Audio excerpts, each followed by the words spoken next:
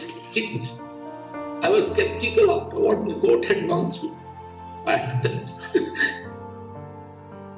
Supreme Court में Chief justice of India N V Ramana का आखिरी दिन बड़ा भावहीन रहा, क्योंकि कोर्ट रूम में ही, ओपन कोर्ट में ही एक एडवोकेट रोने लगे, क्योंकि एनवी रमन्ना रिटायर हो रहे हैं और ऐसे में रोते हुए वो भावुक हो गए और उन्होंने कहा कि आप जनता के जज हैं, और ये कहते हुए उनकी आंखों से आंसू छलक उठे।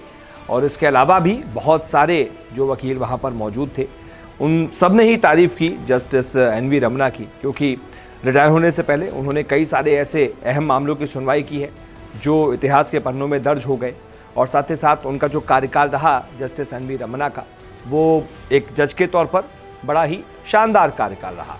इसीलिए आज हर कोई कह रहा है कि हम आपको आने वाले वक्त में मिस करेंगे।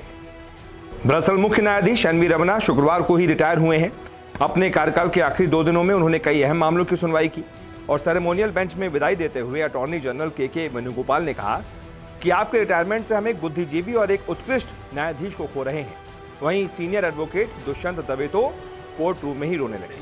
उन्होंने कहा कि आप जनता के जज हैं।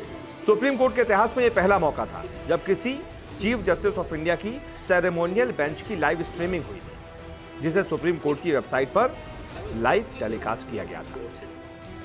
अगर आखिरी 2 दिनों के जो बड़े मामले हैं जिन पर सुनवाई की थी जस्टिस एनवी रमन्ना ने, उनकी बात की जाए तो इसमें कर्नाटक कोल माइनिंग का मामला है, जिसमें कर्नाटक के बेल्लारी, चित्रदुर्ग और तुमकुरू जिलों में खनन फर्मों के लिए आयरन ओर की माइनिंग लिमिट बढ़ाई गई।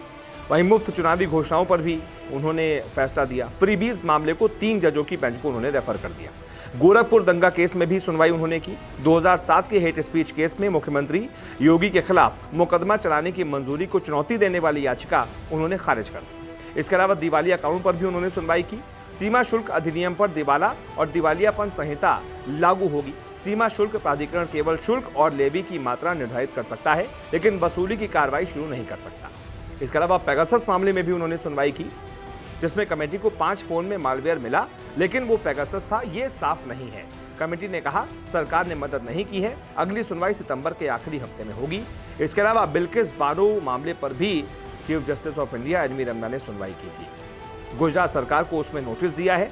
11 दोषियों को पार्टी बनाने के लिए कहा है। अगली सुनवाई 2 हफ्ते बाद सितंबर में होगी। इसके अलावा पीएम मोदी सिक्योरिटी ब्रीच मामले पर भी उन्होंने सुनवाई की। पीएम मोदी की सिक्योरिटी ब्रीच केस की जांच के बने कमेटी ने सुप्रीम कोर्ट को बताया कि फिरोजपुर में एसएसपी कानून और व्यवस्था बनाए रखने के लिए ड्यूटी निभाने में फेल रहे थे। जाते जाते विदाई भाषण में जस्टिस एनवी रमन्ना ने कहा कि मैं इतना ही कहना चाहूंगा कि पेंडेंसी का मुद्दा सबसे बड़ी चुनौती है, और मैं मानता हूं कि लिस्टिंग एक ऐसा एरिया है जहां मैं ध्यान नहीं दे सका।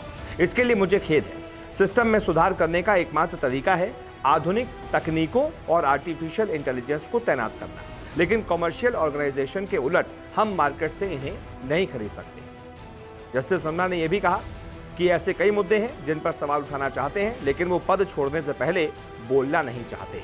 आपको बता दें, चीफ जस्टिस रमन्ना के रिटायरमेंट के बाद अब जस्टिस यूयू ललित देश के 49वें चीफ जस्टिस ऑफ इंडिया होंगे, यानी कि मुख्य न्यायाधीश होंगे। जस्टिस ललित 27 अगस्त को सीजीआई के रूप में शपथ लेंगे। सुप्रीम कोर्ट के दूसरे सबसे सीनियर जज जस्टिस ललित महज 74 दिनों के लिए ही सीजीआई बनेंगे, क्योंकि 8 नवंबर को रिटायर हो जाएंगे। जस्टिस ललित 3 तलाक की प्रथा को अवैध ठहराने समेत कई ऐतिहासिक फैसलों का हिस्सा रह चुके हैं, और अब वही 27 तारीख से भारत के मुख्य न्यायाधीश होंगे। बहुत बहुत शुक्रिया इस खबर को देखने के लिए। नमस्कार, मैं हूं मानक गुप्ता। अगर आपको हमारा ये वीडियो पसंद आया हो तो इसे लाइक और शेयर जरूर करें, और हां, हमें सब्सक्राइब और फॉलो करना ना भूलें, ताकि आप देश और दुनिया की कोई खबर मिस ना करें। तो जुड़े रहिए हमारे साथ और देखते रहिए न्यूज़ 24।